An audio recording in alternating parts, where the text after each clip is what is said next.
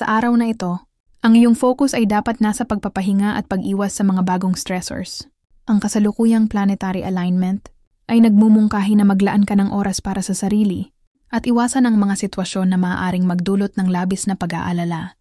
Ang pagpapahinga ay makakatulong sa iyo upang mapanatili ang iyong kalusugan at emotional na balance.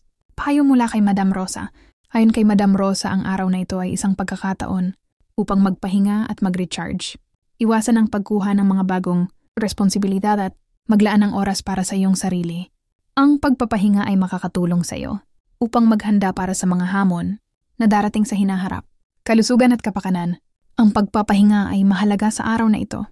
Maglaan ng oras para sa mga aktibidad na makakatulong sa iyong pagpapahinga tulad ng pagmumuni-muni, paglalakad, o simpleng pag-upo sa tahimik na lugar.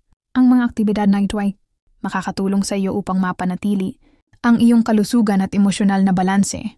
Pangkalahatang payo, ang araw na ito ay isang pagkakataon upang magpahinga at mag-recharge. Iwasan ang pagkuha ng mga bagong responsibilidad at maglaan ng oras para sa iyong sarili. Ang pagpapahinga ay makakatulong sa iyo upang maghanda para sa mga hamon na darating sa hinaharap.